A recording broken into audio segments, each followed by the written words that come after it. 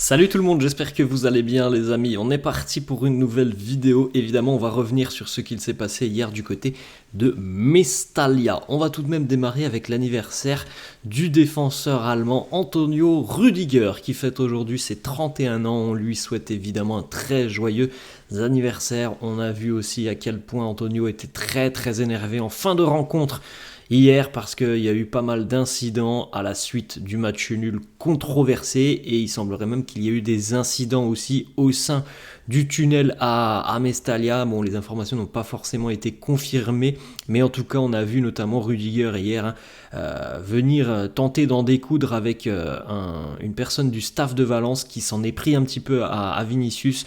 Rüdiger est venu pour défendre Vini. Heureusement, je pense qu'il y a eu des joueurs qui se sont un petit peu interposés, sinon ça aurait pu très mal se terminer. On continue les amis avec les deux unes des quotidiens madrilènes, je vous en avais parlé hier. Pas de surprise, ce sont les mêmes unes, que ce soit le quotidien AS ou Marca. AS qui titre scandale de championnat, on va en parler au cours de cette vidéo. Marca qui titre scandale en Mestalla, scandale à Mestalla. C'est assez incroyable ce qui s'est passé hier du côté de Mestalla. On en a parlé lors du débrief de cette réaction au coup de gueule et on va en reparler aujourd'hui. Et je pense que ça sera un petit peu plus net pour vous parce que voilà, j'ai quelques petites photos qui montrent le déroulé de cette situation plus que litigieuse en fin de rencontre. On rappelle tout de même que le Real a perdu 2 points hier du côté de Mestalla, score final 2 partout. Les Valencians ont ouvert la marque en première mi-temps grâce à Hugo Duro. C'est consécutif à une succession de mauvais choix défensivement où on laisse le joueur valencien travailler tranquillement sur le côté droit, le centre au second poteau. Tout le monde est un petit peu en retard. Hugo Duro est seul au milieu. Je crois qu'au début de l'action, il y a une très mauvaise relance de Fede Valverde. Sur le deuxième but, on va pas l'accabler, mais là pour le coup, Dani Carvajal qui est exceptionnel depuis le début de saison est fautif, parce que là Dani Carvajal il fait une passe en retrait qui n'est pas assez appuyée et Roman Yaremchuk prend le ballon devant Lunin, le dribble et marque dans le but vide. Donc le Real franchement hier a offert les 2 buts à Valence sur des erreurs individuelles. Donc le Real a été mené 2-0 à la 30e. La seconde mi-temps a été largement en faveur des merengues avec le doublé pour Vinicius. Et puis donc le but refusé à la 99e minute, un but refusé à Jude Bellingham qui sera d'ailleurs expulsé. On regarde un petit peu les amis, là vous avez le déroulé de cette situation litigieuse dont je vous ai parlé hier lors de cette vidéo coup de gueule. Donc il faut prendre dans le sens de haut en bas pour voir un petit peu ce qui se passe. Donc sur la première photo en haut, vous voyez que l'arbitre est prêt à mettre son sifflet à la bouche et à siffler la fin de rencontre, ce qui n'aurait pas été un scandale parce qu'on voit que Brahim Diaz, il est dos au jeu, donc voilà, il peut siffler franchement et là il n'y aurait pas eu de scandale selon moi. Le seul problème c'est qu'il enlève son sifflet de la bouche, il laisse l'action se poursuivre. Donc vous voyez l'action qui se poursuit au milieu. Et puis donc la troisième photo tout en bas, c'est Brahim Diaz qui s'apprête à centrer. Le ballon va quitter son pied. L'arbitre met le sifflet à sa bouche et siffle donc la fin du match à cet instant quand le ballon est en plein dans les airs sur le centre. Donc une seconde plus tard, Bellingham met sa tête et marque. Voilà le résumé de cette situation litigieuse. 98e minute et 40 secondes, l'arbitre Gilles Manzano siffle la fin de cette rencontre alors que, comme on l'a dit, le ballon est dans les airs. Il y a ce centre de Brahim Diaz. 98e minute et 42 secondes, Bellingham met sa tête et le ballon termine au fond. On pense donc que le Real s'impose. Pas du tout, monsieur Gilles Manzano, on avait décidé autrement. Bellingham, évidemment, n'arrive pas à y croire alors qu'il était en train de célébrer le but vainqueur. Il ne comprend pas. Il se dirige en sprintant vers l'arbitre de cette rencontre. Alors vous voyez, et c'était d'ailleurs la miniature de la vidéo hier, tous les joueurs du Real étaient excédés, et ça se voit sur cette image. Mais celui qui va prendre, c'est évidemment Jude Bellingham qui est venu en sprintant vers l'arbitre, qui a, ça se voit sur les vidéos, hurlé sur l'arbitre. Et donc il va prendre ce carton rouge, Jude Bellingham. Alors le quotidien 4-3-3 annonce que Rudiger aussi a été expulsé, c'est faux. Le Real l'a bien confirmé. Antonio Rudiger n'a pas été expulsé malgré ce que l'on a dit en début de vidéo où c'était assez tendu, il n'a pas été expulsé.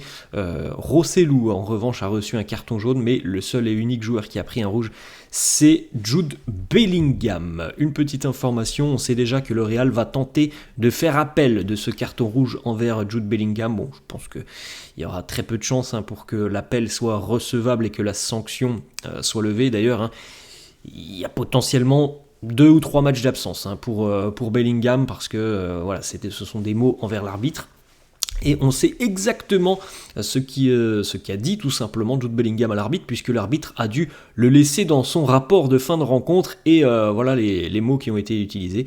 Le joueur numéro 5 du Real Madrid, Jude Bellingham, a été expulsé pour la raison suivante. À la fin de la rencontre, il était toujours sur la pelouse, il a couru vers moi avec une attitude agressive et m'a hurlé dessus à de nombreuses reprises. It's a fucking goal. C'est un putain de but, vous l'avez compris. Je pense qu'il n'y a pas besoin forcément de faire de débat là-dessus. Il a hurlé et on peut même le voir sur les images. Il a hurlé. C'est un but auprès de l'arbitre. Alors il n'a pas insulté l'arbitre, mais évidemment ce genre d'attitude où tu arrives de manière très virulente envers un arbitre, elles sont répréhensibles.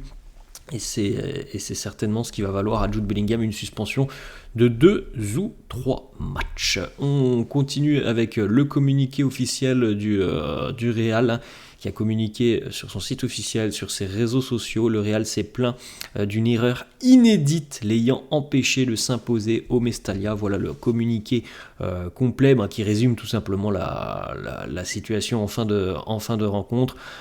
Et puis le communiqué se termine avec cette petite déclat. Le leader de la Liga méritait de prendre 3 points ce soir, mais au final n'en prendra qu'un seul parce que les Merengues reviennent de 2-0, mais l'arbitre tout simplement en a décidé autrement. On continue avec Real Madrid TV. C'est assez dingue parce que la polémique depuis une dizaine de jours autour des vidéos de Real Madrid TV qui souvent mettent l'arbitrage au cœur des débats. Là, je peux vous dire que ça va donner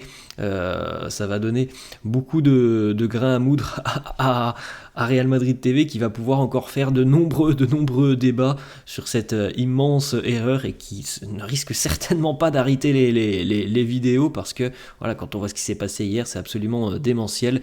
Gil Manzano s'est lui-même inventé un nouveau règlement que tous ceux qui critiquent tant les vidéos de Real Madrid TV s'appliquent avec la même force et dénoncent ce que tout le monde a pu voir ce soir.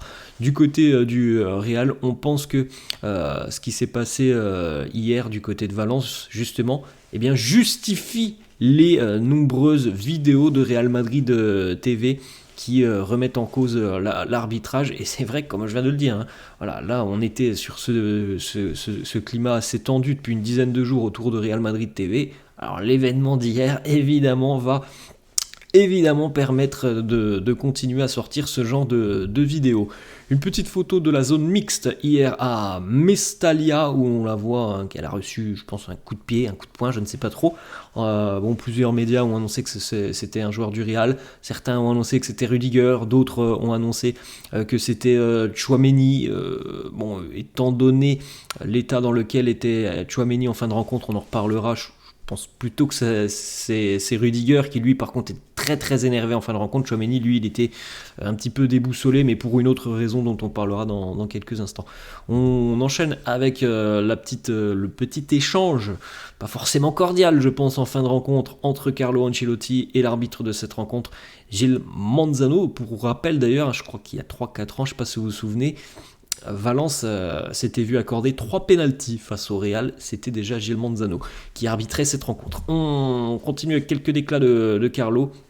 Lui aussi, il est choqué, il ne comprend pas trop ce qui s'est passé en fin de rencontre. Carlo qui nous dit ça ne m'est jamais arrivé auparavant, ça ne m'est jamais arrivé au cours de ma carrière. Carlo qui nous dit le match aurait dû se terminer si le gardien de Valence avait récupéré le ballon, mais l'arbitre a laissé le jeu se poursuivre et nous avions la possession du ballon. Je pense que l'arbitre a commis une erreur. Autre déclat de Carlo qui nous dit qu'est-ce que je peux vous dire? Il n'y a pas grand chose à dire, c'est quelque chose qui n'a jamais eu lieu dans l'histoire du football, ça n'est jamais arrivé. C'est arrivé hier contre le Real. On enchaîne avec Carlo qui lui aussi devant la presse a cité les propos de Jude Bellingham envers l'arbitre, en disant voilà, it's a fucking goal. C'est un but, mais Carlo a souligné le fait qu'il n'avait jamais insulté l'arbitre. Alors, comme on l'a dit, c'est l'attitude de Bellingham qui arrive en hurlant sur l'arbitre qui est évidemment sujette donc à cette future suspension pour l'anglais. On enchaîne avec d'autres informations quand même. Vinicius hier, auteur d'un doublé pour son 250e match sous les couleurs du Real, pour son retour à Mestalla un an après les épisodes racistes. Vini qui nous dit: je suis très heureux de réaliser mon rêve qui est de jouer de nombreux matchs avec le Real. Je n'aurais jamais imaginé en jouer autant. Je veux continuer à écrire l'histoire et faire partie des meilleurs joueurs à avoir jamais porté ce maillot. Vini qui nous dit j'espère en jouer encore beaucoup d'autres des maillots. C'est un rêve des matchs, c'est un rêve qui est devenu réalité. 14 buts, 7 passes D pour Vini cette saison en 25 matchs, et puis sur l'ensemble de sa carrière au Real, c'est donc de 150 matchs, 73 buts, 71 passes décisives. Petit déclat de Fede à l'issue de la rencontre qui nous dit « There's a long way to go, but united until the end ».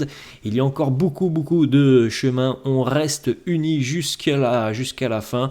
Alors le Real a perdu 2 points hier, mais le Real continue sa longue série d'invincibilité depuis le derby face à l'Atlético au mois de septembre, me semble-t-il, septembre ou octobre. Le Real n'a toujours pas perdu en Liga, même si, évidemment, hier, ça aurait pu encore être un très très joli coup comptable pour les merengues, ça ne se fera pas.